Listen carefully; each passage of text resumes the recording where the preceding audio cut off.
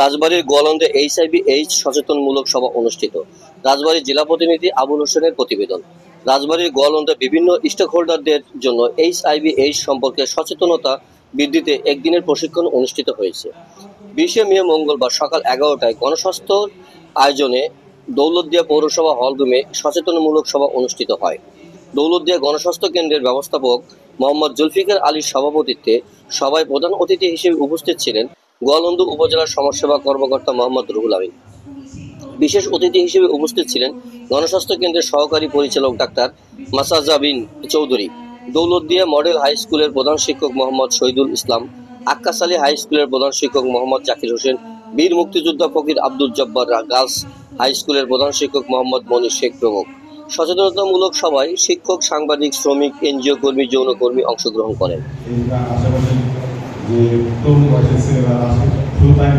আমি দেখেছি বিগত আলমদিন ছিলেন তখন একসময় ওনার মনে যাই দেখি বেলকাশি কলেজে স্কুলের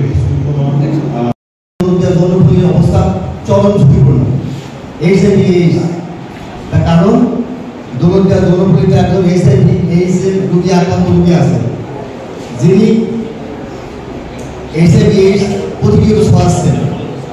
আমার জানা মতে সেই এইচআইভি/এইডস আক্রান্ত মেয়ে সে নেশা করে, প্রতিনিয়ত নেশা করে। একজন মানুষ যখন নেশা করে তখন সে তার ব্যালেন্স থাকে না, তখন সে কন্ডোম ইউজ করে না।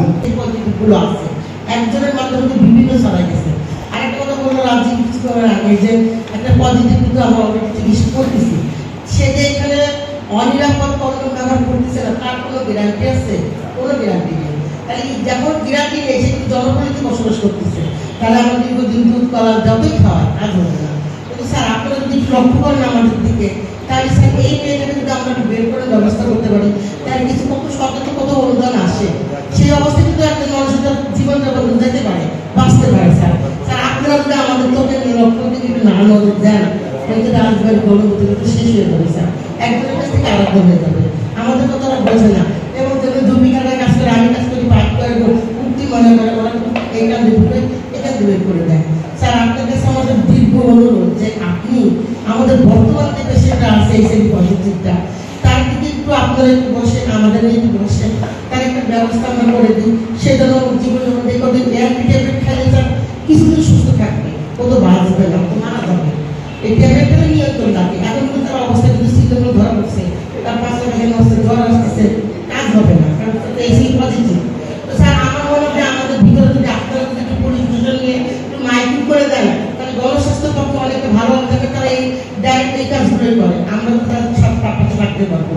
ধন্যবাদ সবাই। সম্ভবত এইখানে যে মেয়েরা আসছে তাদের ভিতরে নিশ্চয় কেউ এইচআইভি/এইডস আক্রান্ত ছিল, যার কারণেই আমি এই রোগে আক্রান্ত হয়ে গেছি। আসলে আরো একটা ব্যাপার যে সে বললো সে 1.5 বছর আগে তার খালাতো বোন নিয়ে প্রেগনেন্ট ছিল, তাকে সে ব্লাড দেয়, রক্ত দেয়, কিন্তু তখন তো সে জানতো না যে তার শরীরে এই ভয়াবহ রোগটা বাসা বাঁধছে কিনা। কিন্তু যেতে পারে যদি আমাদের নর্মাল ডেলিভারি হয় সেক্ষেত্রে কিন্তু ব্লিডিং হওয়ার সম্ভাবনা আছে, সেই ক্ষেত্রে বাচ্চাতে এইডস ছড়াই যেতে পারে।